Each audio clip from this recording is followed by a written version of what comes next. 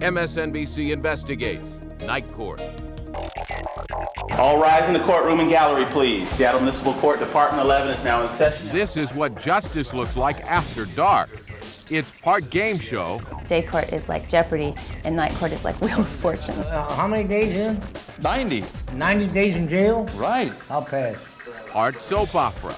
In addition to the job interview I have tomorrow, my girlfriend is extremely pregnant. In this case, you were in a woman's bathroom. There is a dangerous pattern I see here. Your sentence will be as follows: 365, 320 suspended. Well, thanks for nothing. But it's all legal and binding. So you'll do the 30 days here and then report to probation. All right? How does a city with a booming economy deal with the downside? More money, more people, more crime. Okay, hey, that's it. You're gone. You're out of here right now. You're out of here. I'm suspended to a murder. You're out of here. MSNBC Investigates, Night Court.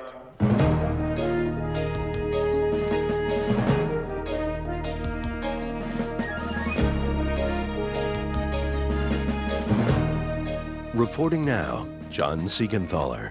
At about sundown each weekday, tens of millions of workers leave their offices for the day and head home. That's when the action is just getting started in courtrooms all across the country. The lights come back on and the night shift begins. Judges step into their chambers and put on their robes to referee another round of traffic violations, public nuisances, and drug possessions. This is justice on the fast track. In Seattle, a city bursting at the seams, one judge hustles along cases that would otherwise choke the docket.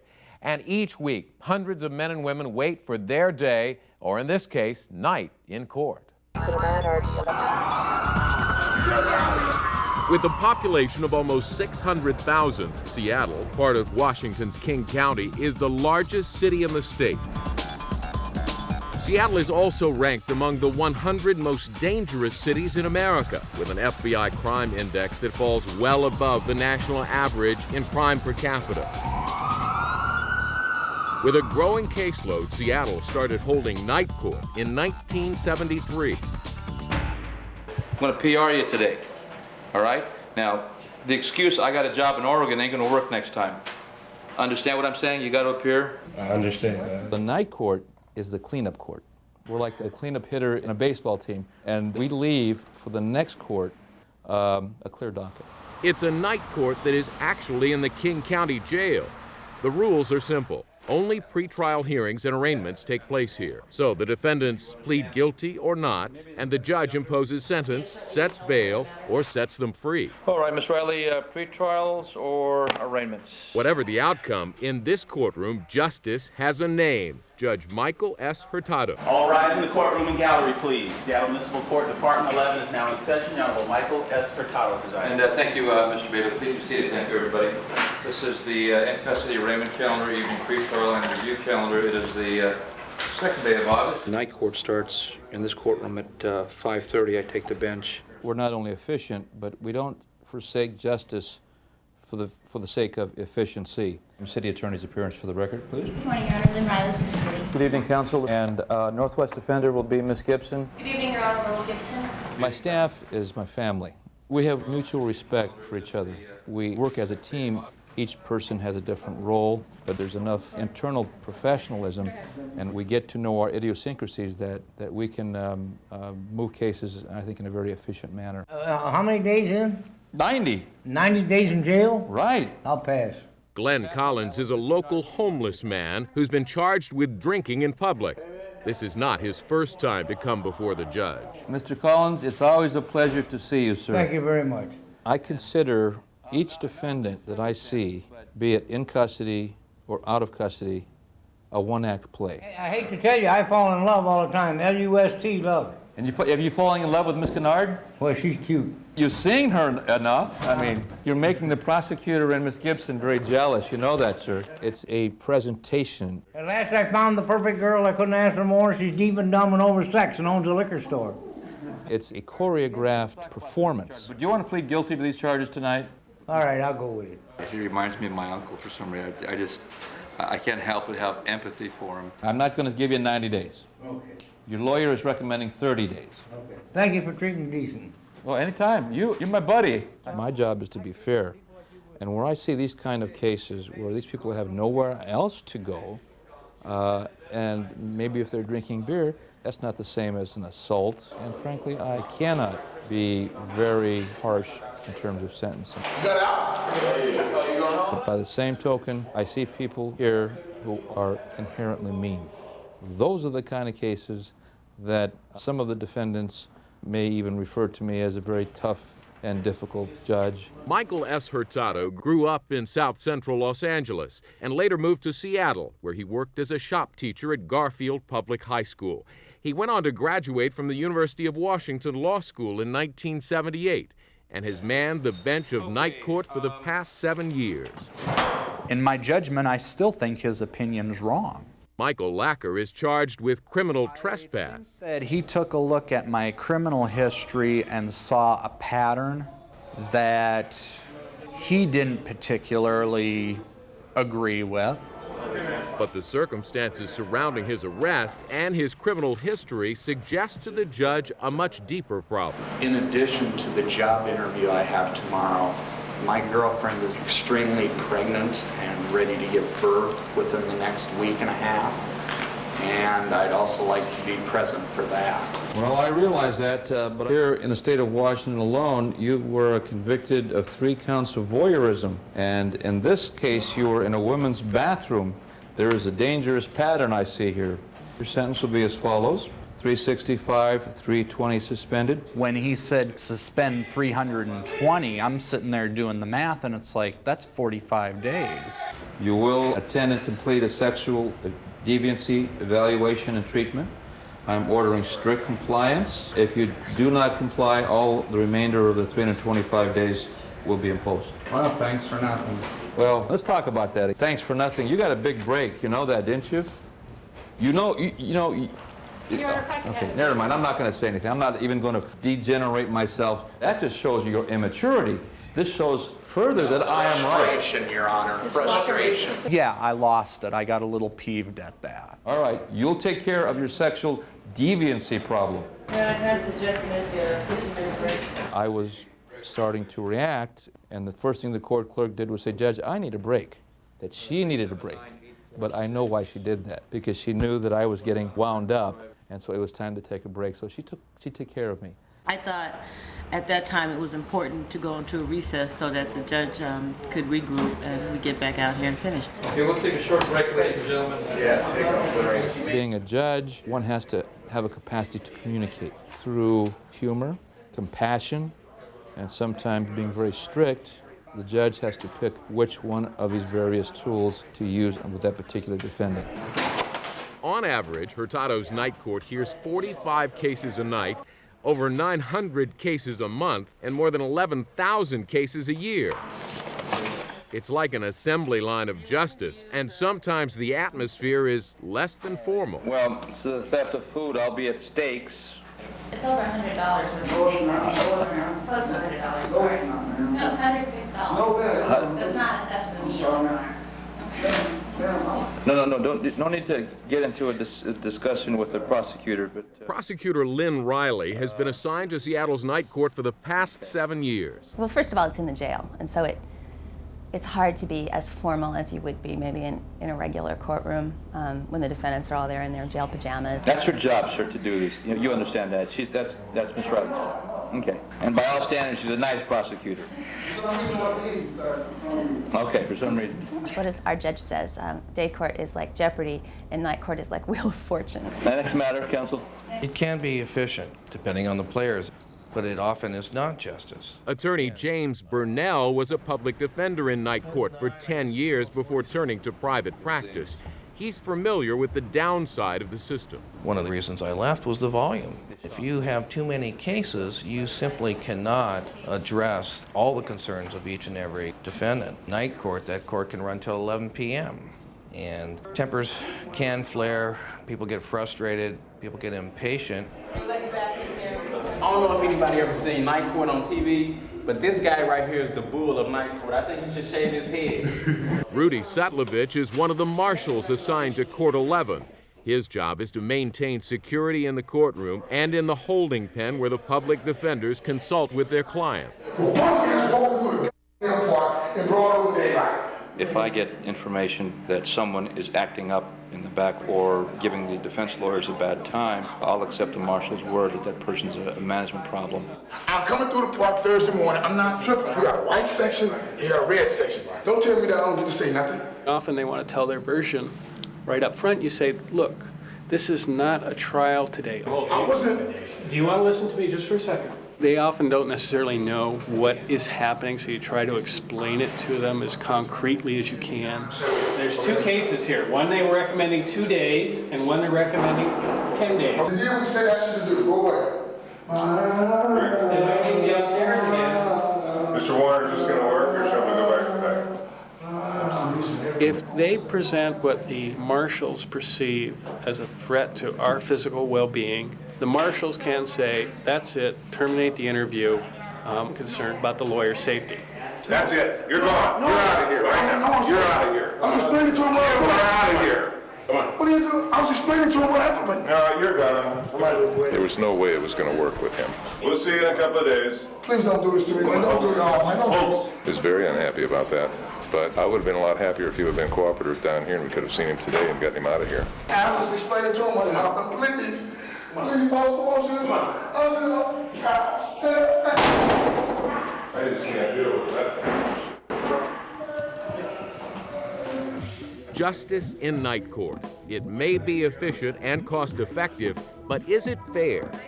Next, we'll meet a defendant who feels this efficiency has taken a great toll on his life.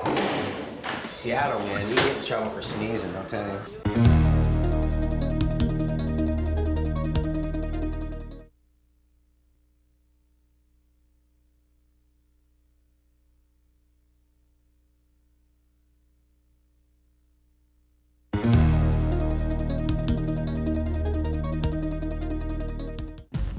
In Seattle's night court, attorneys handle an average of 45 cases a night, but at almost $500 per case, the city simply cannot afford to see every case through to trial. As a result, attorneys must resort to one of the oldest legal shortcuts on the books, plea bargaining. Next is Mr. Adams. That's going to be a guilty plea. I'm pleading guilty. Guilty, I guess. The defendant pleads guilty and in return receives a reduced sentence. In theory, everyone wins. The defendant serves less time, prosecutors get a conviction, and the city saves money. In night court, about 4 out of 10 arraignments are settled this way.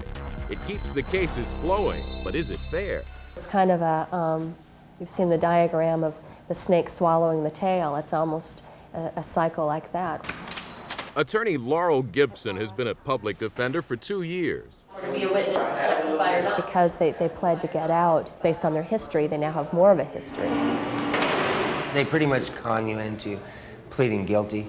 Donald Doble is a 36-year-old Seattle native who's been in and out of the court system since he was 18. You know, it was my first time in jail, and you're scared, you don't want to be here, you know, and they say, look, plead guilty and you'll get out today. Yeah, we're coming back. People often are forced, they feel forced to plead guilty at that time to something that they don't feel they necessarily did. Former public defense attorney James Burnell is now a defense lawyer for hire who questions the fairness of plea bargaining. And later they get stung with all the conditions they did sign up for and that weren't really listening to at the time of the plea. All they were hearing was, you get out of jail tonight.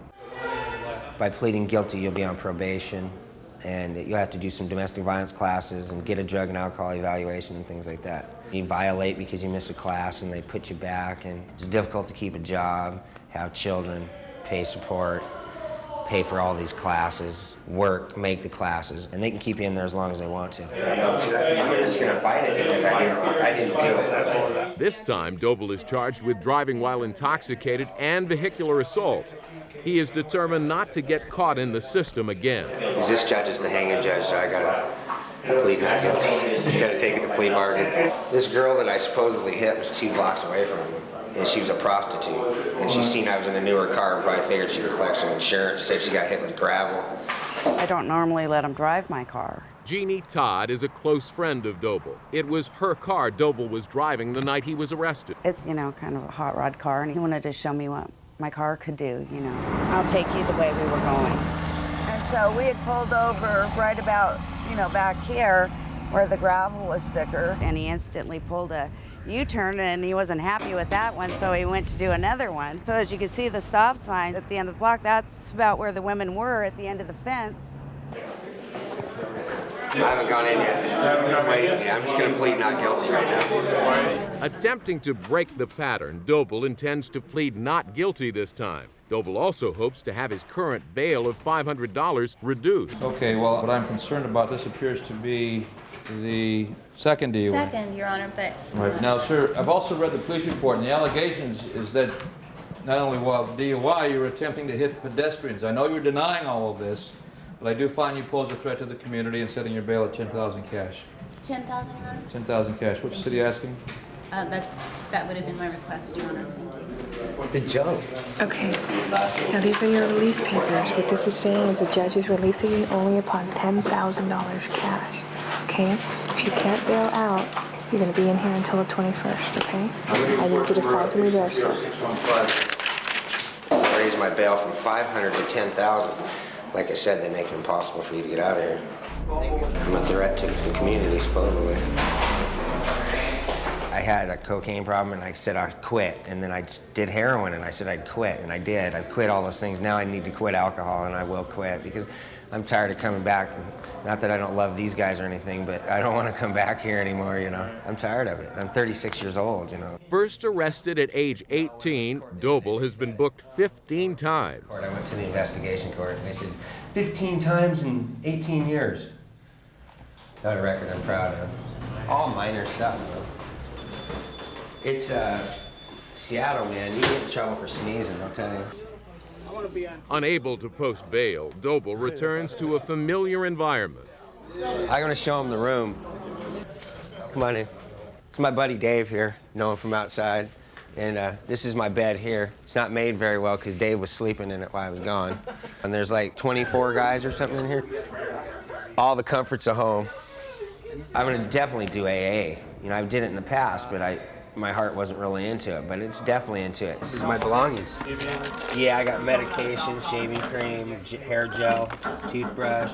No pornography anymore. They used to let us have pornography in here. People sneak up tobacco. You smell it all the time and stuff in here. So. In King County Jail, the more dangerous criminals in red suits are held on separate floors from the lesser offenders. If a real criminal comes in, like a thief or something, they're kind of almost pushed to the side. A lot of the bad boys, I guess, are up on 10, and a lot of the youngsters are up there too, a lot of the gangbangers and stuff. So a lot of the guys that are downstairs where I'm at are pretty normal people. You know, they just got caught up in the system. I've made mistakes. I'll be the first one to tell you I've made mistakes in my life. Sometimes people just don't think enough about the consequences of the choices they made. I'm tired of going through this, and I'm tired of coming back here. These guys see me repeatedly. I'm surprised they're letting cameras in here. You know how they are about that stuff. Hopefully, if I give them a consequence that they won't forget, maybe that'll help them make a decision in the future, and I won't have to see them again. Hopefully. Had Doble taken the plea bargain, he might have been out of jail that day. Now he'll have to wait 30 days just to take his chances at trial. When we come back, we'll take a look at what the judge is doing to help the community beyond his duties on the bench. I'm going to take you to the soul of Seattle.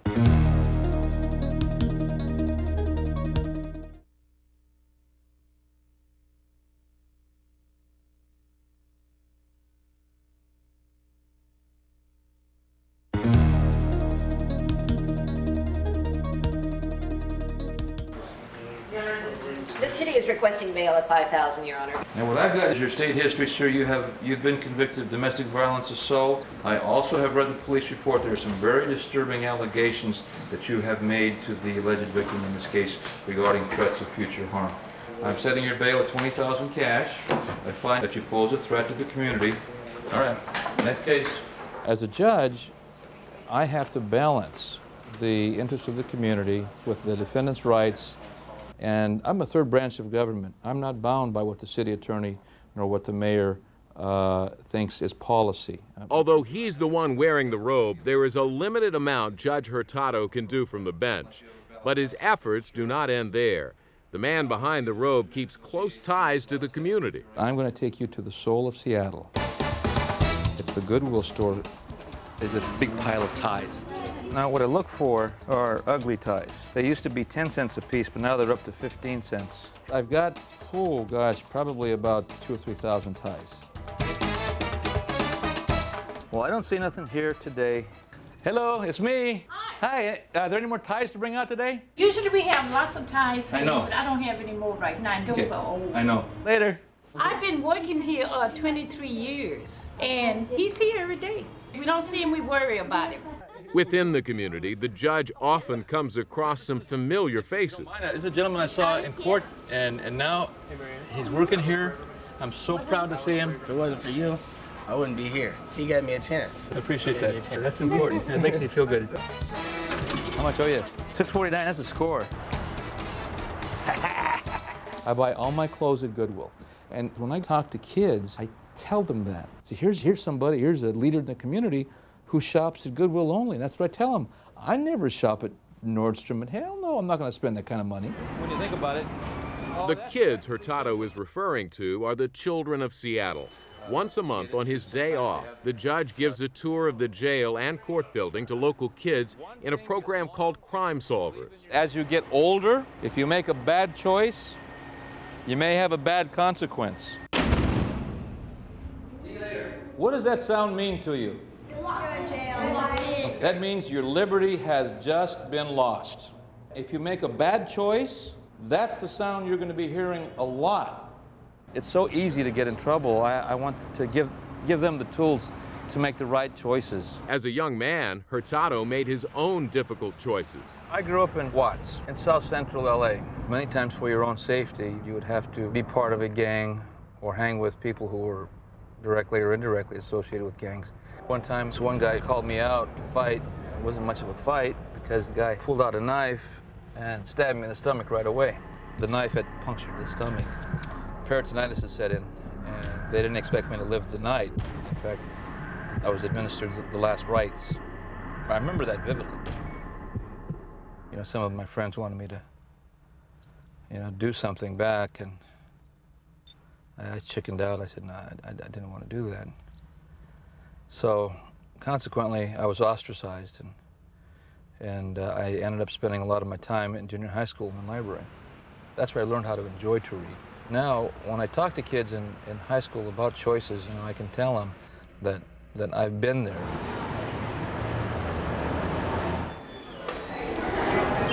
I need a one, you, sir. Did you catch it? What's in here? Oh, that's my wallet. That's this thing here. Well, it's a good thing I wore deodorant. When I first was appointed in 1993, this was the least sought-after position. And when I first saw that court, the pace of the courtroom was very exciting to me. And I've been there ever since. Okay. Good night, everybody. Good night. See you later. Good night now, sir. See you later. After work, it's back home with Terry, his wife of 30 years. Depending on how late I get home, my wife sometimes will be up for me. I have my dog. Oh, dun-da-da! Sometimes I'll have a glass of wine.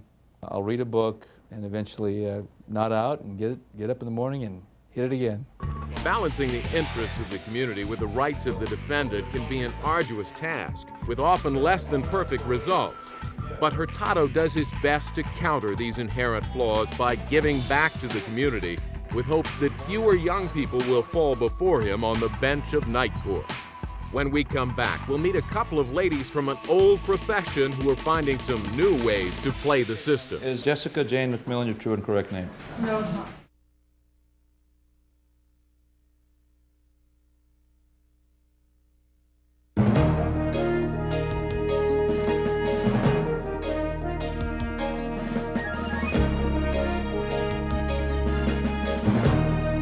Once again, John Seigenthaler.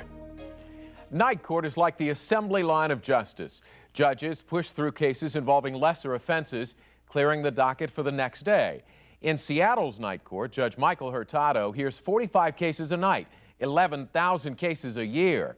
In his courtroom, it's not at all unusual to see the same faces over and over again. And every now and then, the faces and the names just don't match up. Welcome to the inner sanctum of Seattle Municipal Court. This artwork we've got in our courtroom here, I kind of look at it as the top part is when someone gets a very lengthy jail time, they're going, oh, into the vortex. Come on back and I'll show you the tank. This is the holding facility. All those in custody defendants, they're housed back here. Sometimes this court area here will have 25, 30 people. As the day goes on, if the air conditioners aren't working, sometimes this gets to be a pretty funky place. These right here are for those defendants who, because they have night court, they're not going to have dinner. So the jail provides them a sack lunch. Piece of bologna, 2 pieces of bread, mustard, pint of milk. Okay, we got people coming in, so we'll probably have to go. Yeah, let's get out of here. God, we got out in the nick of time. Thank you. Are they here? Yeah, people are down. That's why we made such a quick exit. Each night, Judge Hurtado takes the bench to hear a variety of cases with varying charges. One is a denial, the other one I think there was a failure to appear, is that right? Yes. Tonight, it's not the charges that are in question. On the Stephen Jackson 250808, is that your name, sir? Your Honor, that's my brother. That's your brother. That's the brother who loved you so much that causes you to be here? Your Honor, this is all his stuff. This is not my stuff, Your Honor. Okay, you and him are going to have a talk, I guess, right? Oh, you can better believe that. Who is on trial? It's the most basic question, and it seems the easiest to answer. But often the court doesn't know who the defendant really is. Insiders call it the name game, and it happens quite often in night court. This is what this court's going to do on the Stephen Jackson matter. I'm going to dismiss it. Well, the only problem is we don't know that because this Mr. Jackson says the other Mr. Jackson's been committing criminal law violations using his name. No, if that's your brother or not, but it's frankly not worth it to pursue because the only issue is $75 cost. Sometimes just the confusion alone is enough to get the charges dropped, and there is no shortage of defendants trying to take advantage of this fact. But they have me here for some other charges that I know anything about. As far as the court is concerned, this is JOssica Jane McMillan. Okay, Miss McMillan, we're ready for you. Obviously, they had me mixed up with someone else. Guilty on this shit. I should plead guilty. After being arrested for prostitution, the police found that she had an outstanding burglary warrant. She claims she had nothing to do with the burglary. I've asked them to look on my arrest record. I've never been arrested for burglary, so how can I be on probation for burglary? Okay, ma'am, is JOssica Jane McMillan your true and correct name? No, it's not. Okay, what is your true and correct name? Michelle Thompson. Okay, have you also used the name of JOssica Jane McMillan? This is my sister's name. In order to evade a prior forgery warrant, Michelle gave the name JOssica McMillan when she was first booked. At the time, I had a warrant, so I used her name back in '95. Now, King County Jail will forever know her by that name. Yeah, every time you come to King County, the first name you use is the name you always have to use. Meet the real JOssica Jane McMillan. Everyone thinks we're sisters. Everyone calls us sisters. We look alike. We've been together so much. While not actually blood related, JOssica McMillan and Michelle Thompson grew up together. And there's good old Michelle and her sweetness. Yeah, that's Michelle. We had the same pictures. That was her single picture, and I got a single picture, and then we got some of us together.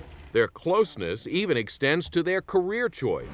I've been a prostitute for 6 years off and on. I wanted to get out of Washington and see things, and that was just kind of a way to go. Michelle's the one who actually got me started. Yeah, I had a friend that was doing it, and I was working at McDonald's, so I would come out here with her and wait around while she's turning her dates, whatever.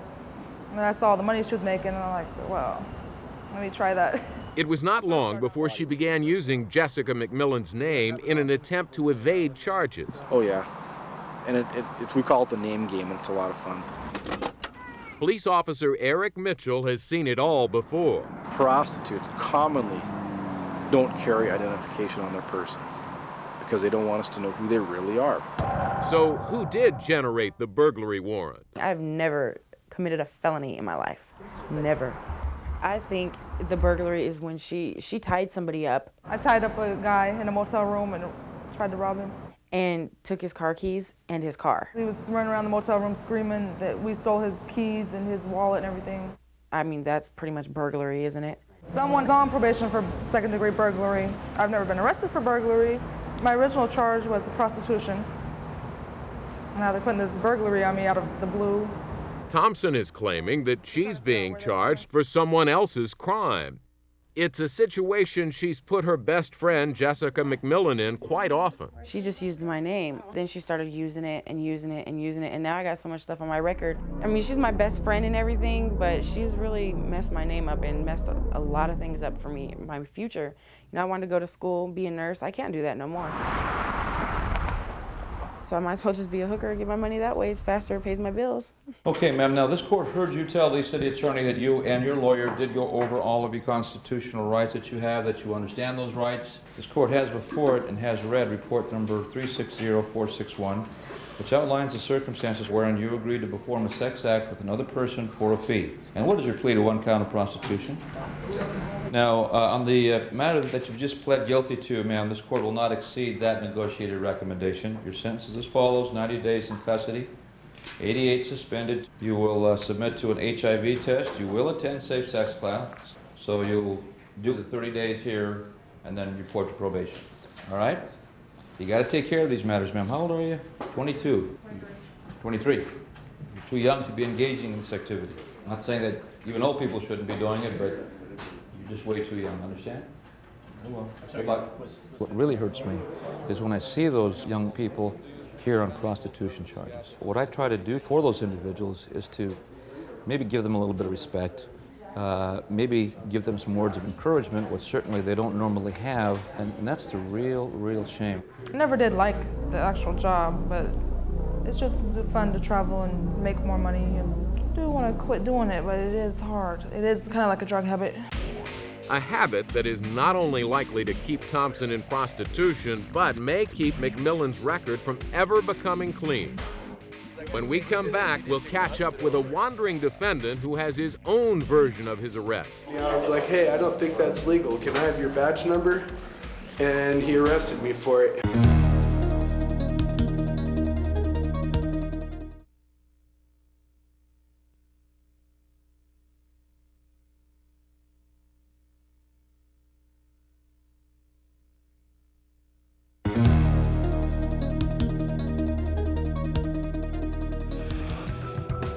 Night court can be a life-altering event for many defendants, but for Seattle's street kids, it's just a momentary respite from a rugged life on the streets. It is a hard lifestyle, man. You know, it ain't all glamorous.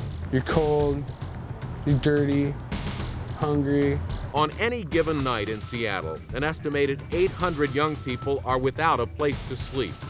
For all of King County, the number may be as high as 2,000. But more than just numbers, Seattle's homeless youth represent a deep-rooted problem. It really is such a social problem, which carries over into a court. We just don't have the social safety nets for them. So consequently, the time to keep some of them off the street and safe is in the King County Jail. And that doesn't make much sense. But in reality, that's what it is. Hey, bro, can you spare a pound of pot? 19-year-old Charlie Howe, known as Sleepy, is a street youth originally from Santa Cruz, California, who's now living on the streets of Seattle's University District with a local group of squatters. Everyone's pretty much everywhere, and you just run into people. What's up, kid? How you doing? Pretty much everyone just like kind of bounces around. You got such a lazy walk. I think that's why I like to walk with people. I was in Reservoir Park sitting at a picnic bench with two other guys. I just hooked them up with a sack of weed, and they were puffing me out, right? And right as I was taking my hit, like, the cops rolled up. And Although he was caught smoking pot, Howe was arrested on weapons charges for carrying an illegal knife. This officer came up and took my knife away from me. I was like, hey, I don't think that's legal. Can I have your badge number? And he arrested me for it. Tonight, Judge Hurtado will give Sleepy a wake-up call. All right, sir, is Charles Vernon Howe your true and correct name? Yep. I've been arrested before. When you live the way I do, man, it's just, you know, it's kind of a part of life. And I'm adding 2 conditions and see if it's okay with your client, counsel. Okay. That'll be possess no weapons and forfeit the knife. Yeah. He's in agreement with that. I got a continuation for 3 months. I get out and I'm supposed to reappear, but by then I'm supposed to be back in Santa Cruz. So what are you gonna do? I'll try and show back up. Sometimes they're rebellious, if you will, and they're doing this by choice. Things are much more dangerous on the street than they were when I grew up, and I don't think they understand that. I think a lot of the street kids leave. They don't stay in the area, or they're in the area for a little while, and then if they get in trouble, then they leave the area. And you know it's because they don't have anybody to fall back on to help them out. Oh, you actually go faster that way. William Adams hit the streets when he was 12. He returned home a year later only to find that his family was gone. Well, they don't know where I am, I don't know where they are, so maybe someday, but I'm not worried about it. Tonight, Adams is charged with destruction of property for smashing open a parking lot pay box. He pleaded not guilty. What is your address, sir? I don't have an address. Okay, so are you living on the streets? Yes, sir. You like this hotel? No, I don't like this hotel very much, sir. Okay, you appear to have something up here. So hopefully what happens here will cause you to make a better choice next time. I don't want to see you. Fair enough? Where I see those individuals who are coming through the court system for the first time, I try to ask them about their experience here above the courtroom in King County Jail, what they really think about it, and offer them the opportunity that they've got to start making the right choice. I really feel for those individuals because I was a young person once, but for fortunate circumstances, I get to be where I am today. Otherwise, I could just as easily have been where they're at now. Right now, after spending the night behind bars, our homeless defendants are about to see the light of day. Right on! Yeah! Right on! Look at this! Oh, it feels great. I'm not going back. The Seattle Police Department! I need to pick up where I left off and smoke a bowl. That's what I'm going to do right now. Yeah, take it easy, man. Yeah, Fresh out of jail, the street life is quick to reclaim them. Let's go to the hill. All right, folks, let's motivate. Now, it's not the 60s. This is not flower power. This is not Haight-Ashbury as it was in the 60s. The complexion of the street has changed. The streets have become mean. There are very few, if any, publicly funded homeless shelter groups. We don't have any of that. So once we have that, I think that will be part of the solution that'll ultimately cause that door to swing a few less times, and I'd be happy with that. There's not much the court can do to help Seattle's street kids. Until there are more viable alternatives than the King County Jail, people like Sleepy will continue to walk the streets and find themselves back in front of Judge Hurtado on the night shift. When we come back, we'll meet a defendant for whom justice will be a sight for sore eyes. The police did this to me right here, you know what I'm saying?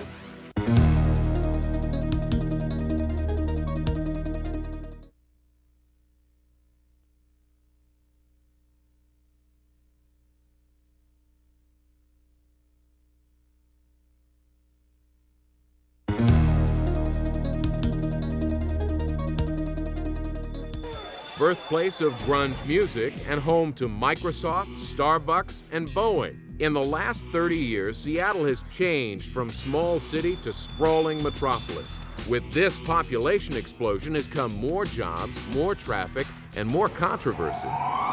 The police did this to me right here, you know what I'm saying? Really. Girum Seifu was arrested 2 nights earlier when he was found sleeping in the hallway of an apartment building, and the manager called the police. Do you know the name of the manager? No, I don't. But Seifu has not been charged with criminal trespass. He's been charged with assaulting the arresting officers. Anytime the allegation is assaulting a police officer or resisting arrest, a lot of times that is a cover for the fact that the client got the shit. Seifu's case comes at a particularly volatile time. Charges of police brutality and racial profiling have dogged the Seattle Police Department over the handling of the World Trade Organization protests. 4 months later, in a violent incident caught on videotape, a police officer shot and killed John David Walker as he made threatening gestures with a knife. I stood up, and they just didn't like that. Not wishing to get swept through the assembly line of justice, Seifu hired private defense attorney David Butler. There were certain assumptions made by the police officers. They assumed that they were dealing with a drug dealer, with someone with a criminal record, and the problem with their assumption with Girum is that he has no record. I was there visiting somebody, and I was up in his room, but I came down to page somebody and waiting for their call, and I fell asleep by accident. So the police asked me for my ID, then I went to stand up, and then they were like, no, sit back down, sit back down. And then they just attacked me. Yesterday, I was supposed to be released yesterday, and they filed another case. Okay, counsel's appearance, please, for the defendant. After pleading not guilty, Seifu's attorney argues that his client be released on his own personal recognizance, or PR. Your Honor, we would ask for Mr. Seifu to be PR'd. He's working, he lives with his mom, who's lived in Seattle for 3 years. We were actually on the 2:30 calendar yesterday across the street and got him PR from there and expected him to be released, and so here we are again. Very well. Any objection to personal recognizance release, Mr. Riley? Okay, sir. Mr. Seifu, this court is releasing you on your personal recognizance on the condition that you not have any criminal law violations. You think you can do that, sir? Yeah. Okay, you'll be out today, sir. All right, thank you. Okay, counsel. Pleasure.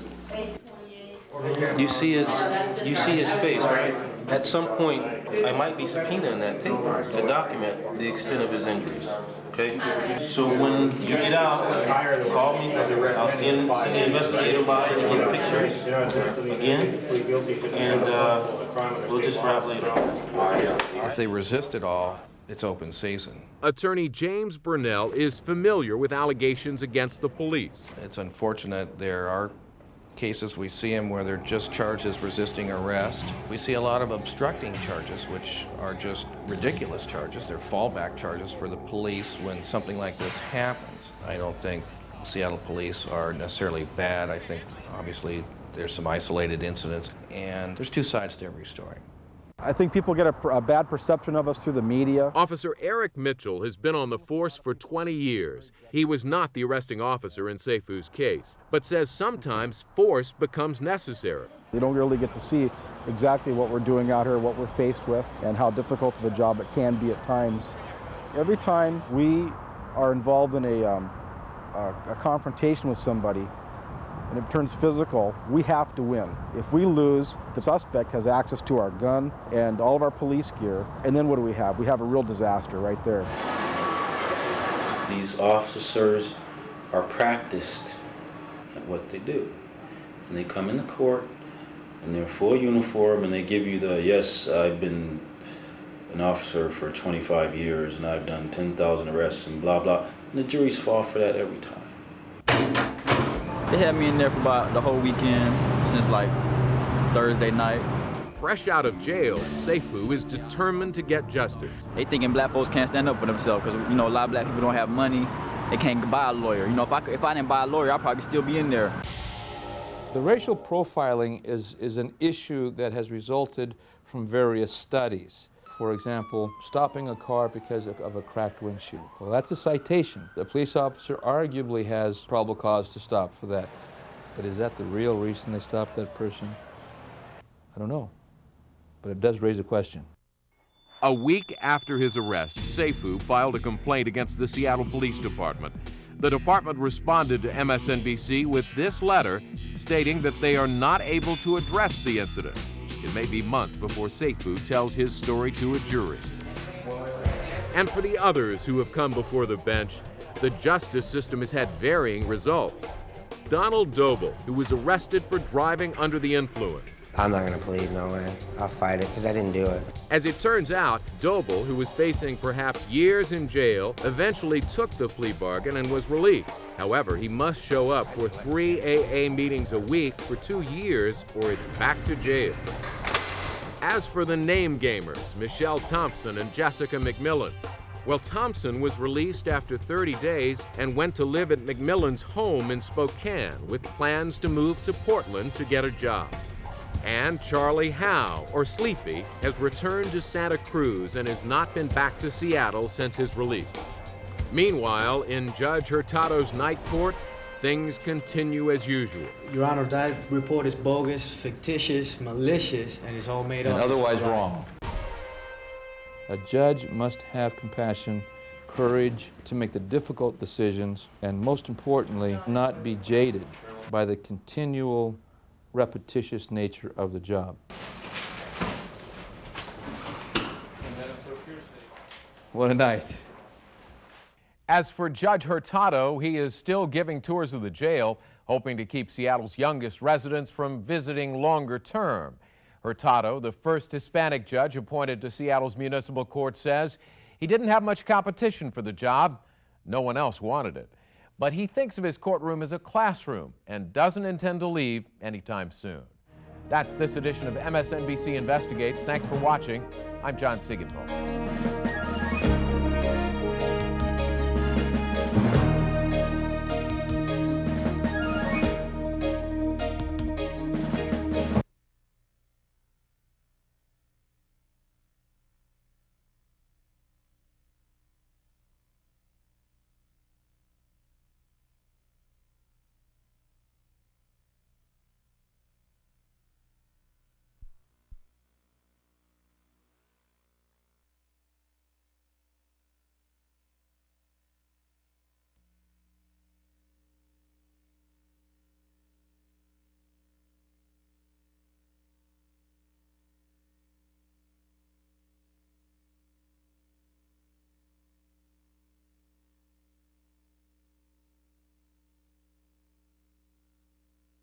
Lionel Richie was America's #1